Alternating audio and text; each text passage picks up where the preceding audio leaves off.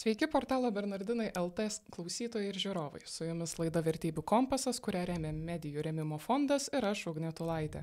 Ši laida transliuojama portale Bernardinai LT antradieniais, trečiadieniais ir ketvirtadieniais, o laidų įrašus galite rasti portalo mediatekoje. Kažkada pamatyti per populiariosios muzikos televizijos kanalus tokias grupės kaip Blackpink, BTS ar EXO buvo neįtikėtina. Dažniausiai vyraudavo angliškai kalbančios dainos, o kartais ir lotynų muzika. Ta pati galima pasakyti ir apie kino industriją. Taigi, kas pakito, kad Japonų ir Pietų Korėjos kultūra tapo vakarietiškos kultūros dalimi. Taigi, apie tai kalbėsimės su Vilniaus universiteto Azijos transkultūrinio studijų instituto lektore, Vilniaus erudito licėjaus mokytoja Glorija Kliokytė. Sveiki. Sveiki.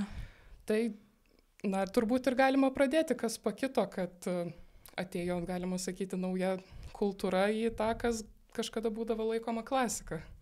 Tai iš tiesų ta visa transformacija iš vakarų į rytų, tas visas priėmimas mūsų vakaruose rytų Azijos kultūros, tai dar prasidėjo 2000 metų pradžioje.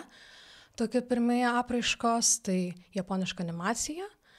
Ghibli įmonės buvo daug pateikta animacijos filmų, tokių kaip Spirited Away, taip pat Haulo keliaujanti pilis. Ir taip pat buvo laimėjami Oscaro apdovanojimai, tai toks vienas buvo iš iškiausių momentų, kada būtent Japonijos animacija prasiveržė pas mus į vakarus. Na, o po to vėliau jos be animacijos iš Japonų, tada pradėjo plisti ir iš Pietų Korėjos muzika. Ir ta visa pradžia prasidėjo maždaug nuo 2010 metų. Tokia patys pirminiai taškai. Tai čia pradžia, galima sakyti, ir jau visai senokai, jau išeina po 10, 15 ir 20 metų. Taip, tai tas toksai pats skirtinis lūžis įvyko 2011 metais, jeigu kalbame būtent apie MTV apdovanojimus, kurie vyko Belfaste 2011 metais, buvo tuo metu viena iš populiariausių žymybių, žinoma, tai Britney Spears ir Lady Gaga. Ir vienoje kategorijoje, ta kategorija vadinasi Worldwide Act, buvo paskirstyta į regionus žymybės. Tai mūsų Europą atstovavo Lena, kuri laimėjo Euroviziją, berods tais metais ar anksčiau iš vokietė mergina. Ir būtent jinai buvo atstovai Europos, o kitų dabar nepasakysiu tiksliai atlikėjų, kurie buvo dalyvavo būtent tose apdovanojimuose toje kategorijoje, bet pranešėjai, kai skelbė apdovanojimus, pasakė, kad tai yra didžiausia kategorija, kurioje daugiausia fanų apskritai balsavo. Ir Amerika, mūsų vakarus, jau visą tą industriją gigantiškai atstovavo Britney Spears. Ir tuo metu jinai buvo ir Billboard topuose, čartuose ir ko pasakoje visi tikėjosi natūraliai, kad Britney Spears laimės tą apdovanojimą, Worldwide Act. Ir visos žymybės tiesiog nuščiuvo, nes tuo metu laimėjo būtent Pietų Korėjos grupė Big Bang šį apdovanojimą ir jie buvo pačiam gale pasodinti ir visos žymybės pradėjo žiūrėti per apdovanojimus, kas čia per tokie žmonės. Ir tai buvo toks pirmas tikrai akivaizdus lūžis, kada būtent Pietų Korėjos muzika tikrai taip stipriai prasiveržė į vakarus. Ir tada po metų mes turime Psy Gangnam Style visą pamišimą. Na, o po to jau BTS, Blackpink, EXO ir visi kiti pradėjo verštis. O tai tas, kas anksčiau buvo, dar ir turėjo ir anksčiau tą pačią įtaką. Taip. Aha, o kaip manot, kodėl, kaip taip staiga atsirado, net kad jie ir patys nesitikėjo iš tiesų, kad net ir populiariausia, jeigu vis tik net ir balsavo daugiausiai žmonių. Taip, tai tiesiog visa ta mūsų galbūt iš vakarų pusės visuomenė, kiek teko spręsti iš forumų diskusijų, tiesiog tapo pavargusi nuo to mūsų vakarietiško muzikos standarto, galima gal tai pavadinti, ir tiesiog pradėjo ieškoti kažko kitoniško, neįprasto. Ir žmonės pastebėjo, kad vis dėlto korėjiečiai įdeda daug darbo jau savo muzikinį pateikimą, tiek melodinio aspektu, tiek taip pat ir vaizdinio aspektu. Na ir to pasakoje pradėjo žmonės gilintis labiau į tai, į tą pačią industriją, nes jinai yra labai labai skirtinga nuo mūsų vakarų, skiriasi. Na, turbūt vienas, man bent, turbūt skirtumas, kad šokiai yra vienas stipriausių dalykų. Taip. Nemačiau niekur tiek sinchronizuotų jų. Ar yra dar kokių, kuo skiriasi? Taip, pas pagrindinis aspektas yra tai, kad pavyzdžiui mes vakaruose turime garso įrašų studijas ir tai yra labiau individualizuotas darbas. Susikuria grupės pačios, jos pačios ieškosi prodiuserių, inicijuoja kontaktą su įrašų studijomis pačios.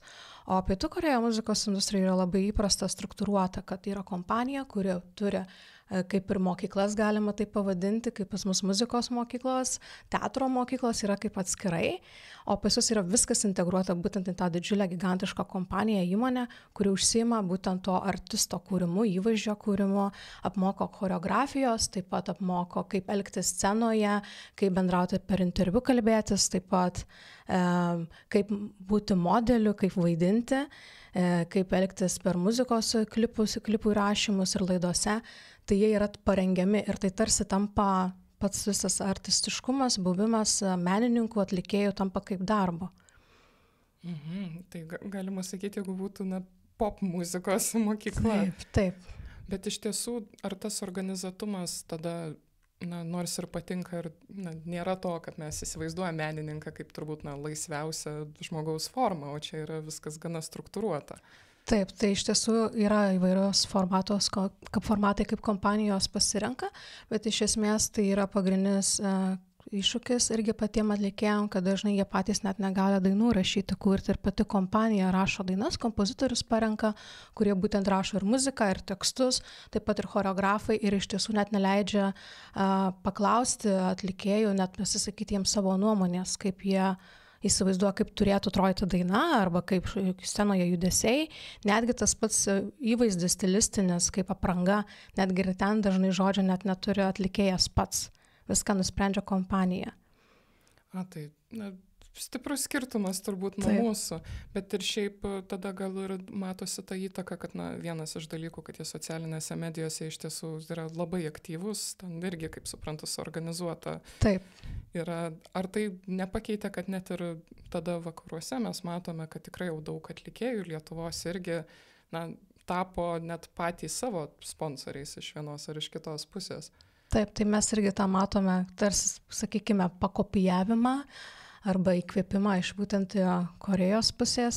Mes irgi Lietuvoje taip pat atlikėjai tam tikrus standartus jau pradedame paimti, grupės irgi stengiasi būtent per socialinę mediją labiau prieiti prie gerbėjų, ko anksčiau to mes neturėjom. Taip pat ir ta vizualika mūsų irgi Lietuvoje industrijoje irgi labiau vaizdo klipų pasikeitė, sakyčiau, labiau į estetinę pusę pradėjo linkti, ko anksčiau to tarsi kaip ir nebuvo, arba buvo tik dalinai paliesta. Jau tokie, prasiplėtė pats ir žanras. Taip. Ir vienas iš dalykų galbūt man dar daugiau įdomus, kad net ir būtent po, ar BTS, aš bent labiausiai BTS pamenu pati, net ir bumas buvo ir pradėti mokytis korėjiečių kalbos. Su japonų kalba šiek tiek kitaip, dėl to, kad anksčiau dėl anime ir manga buvo. Ar pastebėjot šitą, kad tikrai išpopuliarėjo būtent nebe italų ar prancūzų? Tai tas tikrai yra padidėjimas susidomėjimo, ypač galima matyti universitetuose, kiek žmonių pasirenka studijuoti tiek japonų, tiek korėjiečių kalbą, tai iš tiesų tai yra pats didžiausias susidomėjimas būtent šiam kalbom. Jeigu kalbant apie Rytų Azijos kalbas, ir tas susidomėjimas išlieka tomis kalbomis ir tomis kultūromis, studentų plūsta. Jeigu konkrečiai nėra studijuojama būtent tos kalbos ir pačios kultūros, tai būna prisijungiama prie studentų klubų, kur būtent vykdo tą veiklą susijęs su Japonijos kultūros plėtra ir taip pat su Korėjos kultūros plėtra. Dabar net ir turim net ir jau kitokių kaip pasikeitimų, kad kiek aš bent suprantu, kai grupė minėta prieš Britney Spears laimėjo, tai buvo vis tik iš užsienio kategorijos. Tai buvo pasaulinio mastu ta kategorija, Worldwide Act, tai tiesiog buvo kategorija, kuri atspindėjo tarsi kuris regionas, iš kurio regiono muzikos industrija yra veržliausia, aktyviausia. Bet paskiau, jeigu aš šiek tiek jau nuklysiu link Oskarų, kai laimėjo filmas Parazitas, tas ir buvo įdomu, kad jis laimėjo kategoriją ne į užsienio, jis sugebėjo prasimušti net ir į tą, kuri tikrai uždominuota pačių amerikiečių, kur ir yra Oskarai. Tai ar čia jau galima sakyti, kad prasiveržė jau stipriau? Tai jeigu kalbant konkrečiai apie Pietų Korėjos kino industriją, tada taip, šitas filmas galima laikyti, kad jau korėjiečiai tikrai prasiveržė, nes jau japonai jau kito buvo laimėję Oskarų apdovanojimų už animacinius filmus. Bet pati vakarų kultūra yra tuo, kad dažniausiai laikėsi kaip atskirai. Yra rytų ir vakarų. Ar tai rodo tą tokią sintezę šiek tiek? Ar... Jeigu mes vertintume vien tik tai Oskarų apdovanojimus, tai galime šiek tiek irgi pastebėti, kad vis dėlto galime traktuoti, bet reikėtų apskritai vertinti pačią mūsų vakarų industriją kino, kiek yra pasiimama iš Rytų Azijos įkvėpimo kino industrijos, ar yra kontaktas su režisieriais, ar mes tiesiog pasiimame tam tikrus literatūrinius šaltinius ir juos paverčiame patys amerikiečiai, tarkim, režisieriai paima literatūrą ir ją paverčia iš savo perspektyvos. Ar yra tas tikras natūralus ryšys būtent su Rytų Azijos režisieriais, menininkais, ar pačius įsileidžia tuos filmus daugiau, tai čia reikėtų ir panagrinėti ir pačius Kanų filmų festivalius, taip pat net ir tą pačią Netflixo platformą galima irgi pasižiūrėti, kiek yra būtent įleista filmų iš Rytų Azijos pas juos platformoje, tarkim. O vienas man bent dalykų, kur buvo įdomu, kad jų pačių net ir filmuose, čia jau net bendriau šiek tiek kalbant ir Japonų ir Pietų Korėjos, jų pats įvaizdis yra tikrai kitoks, tai natūralu turbūt, kad mūsų susižavėjimas bus gana didelis jais, bet ir turbūt ir pakeitė tada, kaip mes suprantame tam tikrus žanrus ar stereotipus.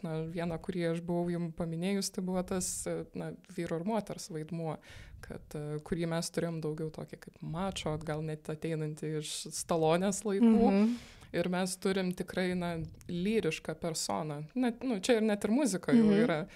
Ar šitie pokyčiai jaučiami ir jau, kad tai pakeitė šiek tiek, kaip vakarai mato net ir tokius dalykus? Čia reikėtų žiūrėti per visas kartas, kaip kiekviena karta reaguoja būtent į tą vyro arba moters netgi įvaizdį, nes ir moters įvaizdis labai yra skirtingas iš vakarų ir rytų Azijoje. Ir tas mačo netgi konceptas Rytų Azijoje, jisai yra, tas stiprusis vyras, jisai yra vaizduojamas. Tiesiog gal mes to iš veido, tarkim, aktoriaus mes to nematome, kaip jeigu tas grįžtant prie Stalonės įvaizdžio arba Schwarzeneggerio netgi to paties įvaizdžio, to tokio rimto veido, galbūt netgi labiau to tokio raumeningo kūno irgi net nematome Azijos filmuose, bet visą tai tą mačą tokį perteikia labiau per patį veikėją, jo paties istoriją, per intelektualinę pusę ir emocinę. Tai to kūniškumo, to tokio mes nebematome Rytų Azijoje. Ir kiek jo matome, tai būna labai minimaliai parodyta ir tiek neišeina būtent į globalizacijos metu į viešumą, į tas platformas ir nepasiekia būtent tų kartų. Mūsų naujųjų, tai Z karta, alfa karta netgi. Gal dėl to ir jaučiasi, kaip mes žiūrime filmus ir kokie žanrai jų skiriasi. Aišku, dabar yra tas dalykas, kad ir abidvi šios šalys naudoja būtent kultūrą kaip minkštąją galią. Ar galėtumėt papasakoti daugiau apie? Tai jie iš tiesų taip, ir Japonija, ir Pietų Korėja pasitelkia minkštąją galią, savo kultūrą ir ką jie daro, tai irgi galima pasižvelgti tuos pačius net ir muzikinius klipus iš Pietų Korėjos. Tai vienas iš geriausių pavyzdžių tai būtų Stray Kids daina Thunderous klipas. Jie į švelniąją galią, į popkultūrą labai integruoja būtent ypač tame klipe savo tradicinę kultūrą aspektus. Ta patį daro japonai per savo animaciją, tai vėlgi ta pati Ghibli firma animacijų kompanija taip pat į savo filmus įdeda tam tikrus aspektus, tas pats ir pats maistas, kaip parodomas, nupiešiamas, perteikiamas. Tai jie būtent įkomponuodami tradicinius elementus į savo populiarią kultūrą pritraukia turistus, mus, vakariečius, jeigu grinai kalbant apie vakarus, sudomina ta kultūra ir nuo popkultūros tada žmonės peršoka į tradicinę kultūrą. Tai iš esmės toks ir yra pasirinktas tikslas, kaip pritraukti iš užsienio žmonės į turizmą, taip pat ekonomiką, užmegzti taip pat ir diplomatinius santykius per kultūrinę pusę. ir visą tai dabar pastaruoju metu eina per popkultūrą, nes pastebėta, kad, tai geriausias variantas. Ir šiaip įdomu, kad čia buvo pradėta jau gana seniai, tikrai, man rodos, net nuo jau po karo nualintų šalių. Ir įdomus dalykas, kad tai suveikia, ir suveikia turbūt net geriausiai iš visų, Taip. kad būtent per kultūrą. Dar vienas dalykas, net ir ne tik popkultūra, bet kiek žinau ir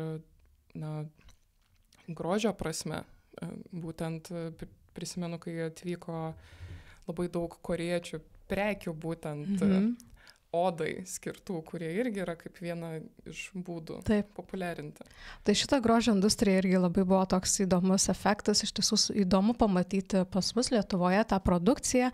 Pirmiausia, jinai buvo tiesiog internetinėje prekyboje ir tada fizinėse parduotuvėse pradėjo atsirasti ir iš tiesų kyla klausimas, kodėl mes pradėjome eiti į korėjietišką kosmetiką, Korėjos grožio industriją, nes iki to laiko buvo japonų grožio industrija.